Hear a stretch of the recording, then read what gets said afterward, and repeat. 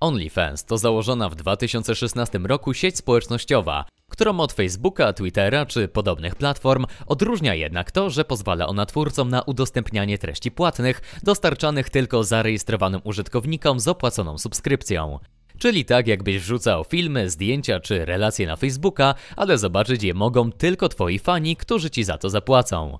Pomimo iż OnlyFans samo w sobie teoretycznie nie jest stroną erotyczną, to pozwala na publikowanie i sprzedawanie treści dla dorosłych, przez co bardzo szybko stała się platformą znaną właśnie z tego.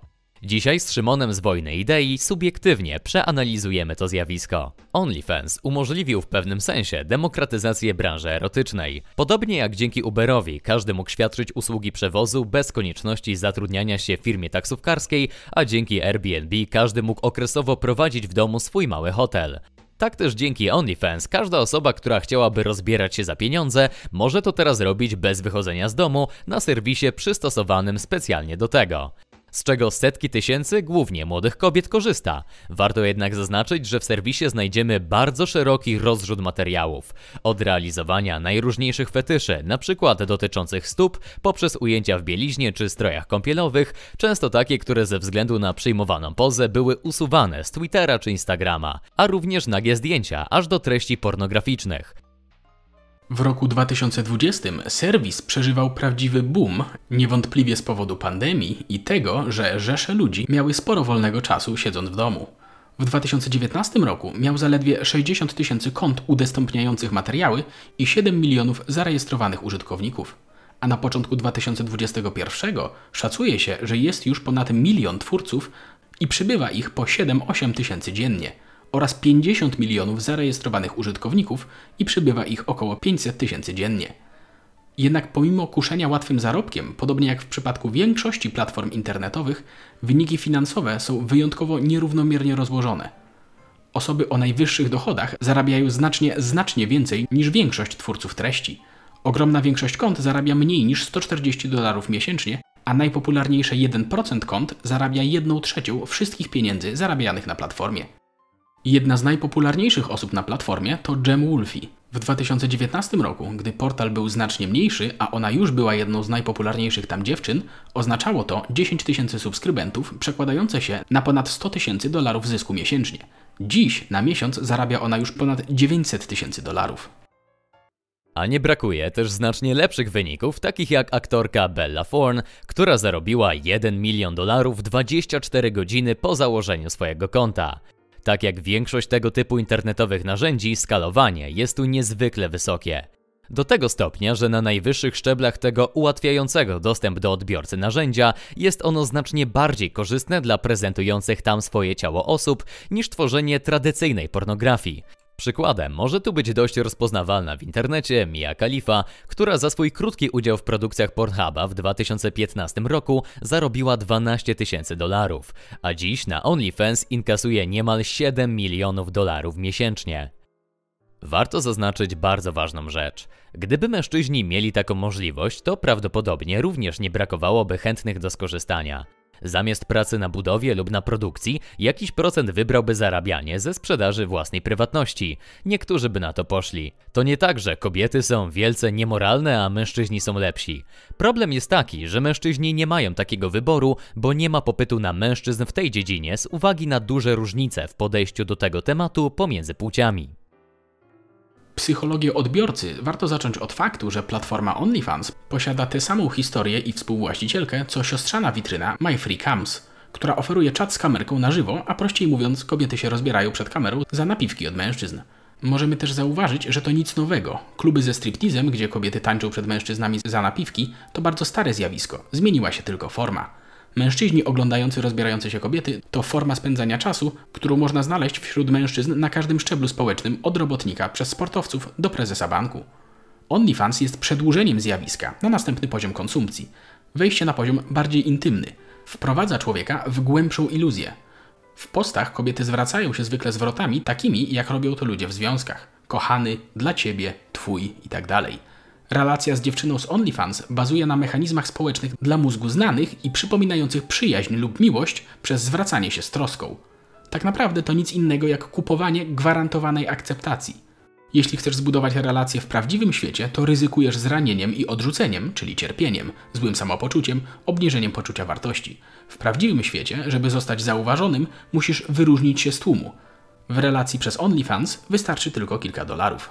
W prawdziwym świecie musisz zbudować pewne nawyki, które pozwolą ci być nie tylko dobrym partnerem w związku, ale też być po prostu ciekawym człowiekiem. W relacji na OnlyFans po prostu nie musisz się starać. Popularność takich portali jak OnlyFans czy MyFreeCams pokazuje, jakie jest ogromne zapotrzebowanie na akceptację i bycie zauważonym. Zadasz pytanie, dokąd zmierza społeczeństwo, bo z jednej strony mamy przesyt seksualizacji w mediach, a z drugiej coraz mniej ludzi uprawia seks, randkuje, a nawet spotyka się ze znajomymi.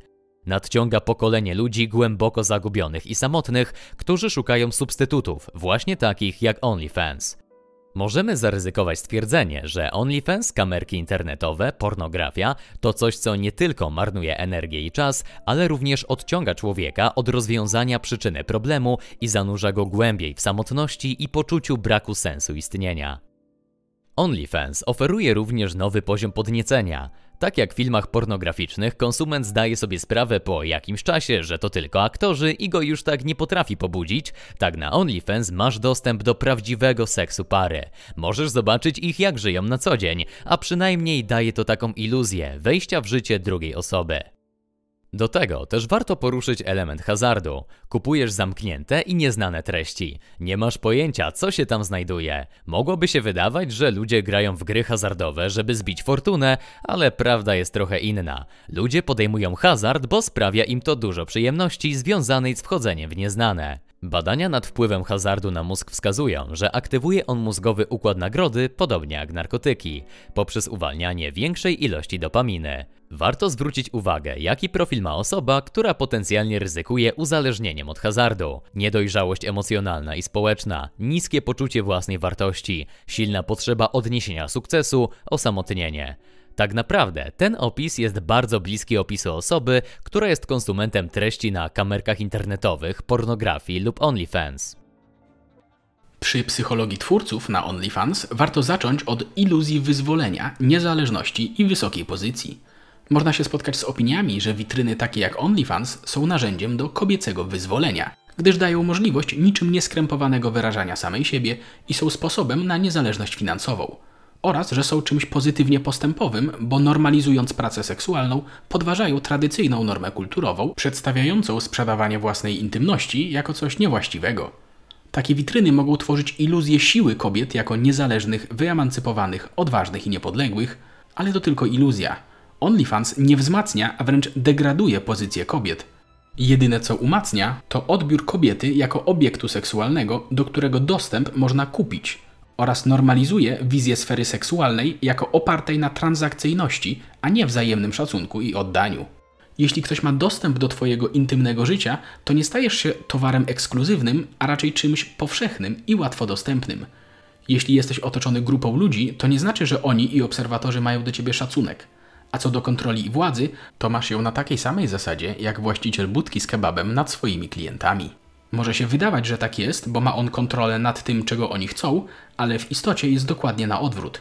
To on jest uzależniony od tego, że klienci chcą płacić za jego usługę i jest wiecznie zagrożony tym, że po prostu znajdą sobie oni inny ulubiony fast food.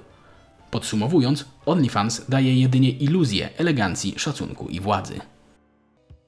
Jest to też tak naprawdę łatwy sposób na dodatkowy zarobek. Jeśli tylko masz minimalne predyspozycje i potrafisz się zaprezentować w atrakcyjny sposób, to nie potrzeba do tego kwalifikacji, zdolności interpersonalnych, determinacji, wykształcenia czy praktyki zawodowej. Dlatego łatwo można traktować to jako niewymagającą szczególnego wysiłku dodatkową aktywność zarobkową.